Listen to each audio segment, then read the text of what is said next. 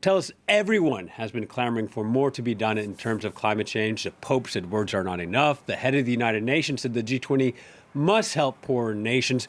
What are leaders doing? Well, I think they're trying to build some kind of consensus together ahead of the COP26 on climate change, which begins in Glasgow tomorrow, Sunday. Of course, it's not going to be an easy task because the world remains divided. And as you were saying, there are two important countries missing here. One is China, the other is Russia. And many are saying, well, look, China is the world's biggest polluter. China is the world's second largest economy. How on earth can we move forward if China is not taking part at either the G20 or the COP26? It's true that the Chinese president is going to be taking part via video link, but that for many of the delegates here is not good enough. They think that he should be here and there should be concrete proposals. They say that the country needs to reduce its global warming rate to below 1.5 degrees centigrade by the end of the century. That was the limit fixed at the 2015 Paris Climate Conference. We're still a long way off from that. There needs to be a big shift in the way people produce energy. The world needs to move away from the use of coal. They need to tax countries that use fossil fuels. All of those are being discussed here at the G20 summit, but I think there's a lot of feeling that this is not going to go far enough when one considers that the G20 itself is responsible for 80% of the emissions which cause global warming. And even the British Prime Minister Boris Johnson has expressed scepticism about the outcome of the COP26, which is due to begin tomorrow and which lasts for 2 weeks, about the fact that, well, there may be pledges, but those pledges need to go much further than just being pledges. They need actions, not words. Yeah, and Philip, some of the countries that have seen the most devastating effects of climate change are also struggling to vaccinate their populations against COVID-19. So how is the G20 expected to address this issue? Well, of course, as you were saying, that's the second big issue here, COVID-19.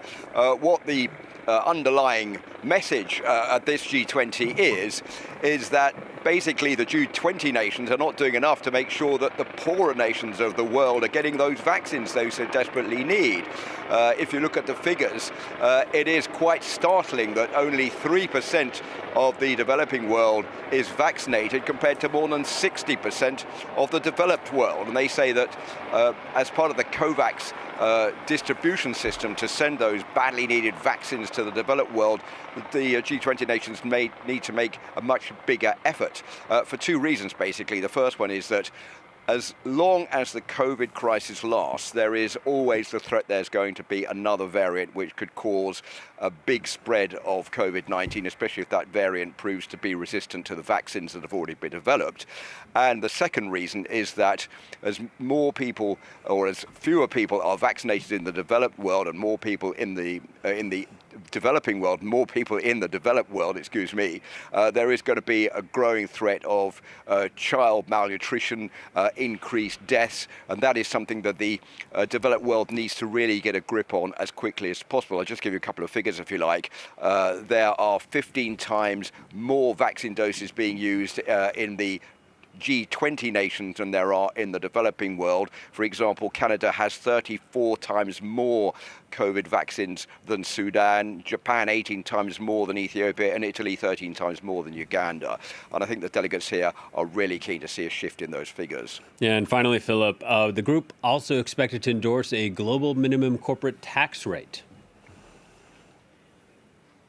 Yeah, that was something that was agreed upon by the finance ministers of the G20 back in talks in Venice back in July. What this basically means is that it's a way of trying to make tax dodging or tax avoidance impossible for big multinationals. For example, those who set up their headquarters in Ireland because Ireland has lower tax rates. What they want to do is to introduce a 15% flat tax rate for all of those multinational companies, all companies which earn more than $890 million a year, which means more distribution of that money into the world, which will be used to help countries that are struggling. For example, the situation as it stands at the moment means that the figure is between 100 to 240 billion dollars a year in tax avoidance, money that could be used to better developing those countries which really need a big cash inflow and simply is just not getting there at the moment.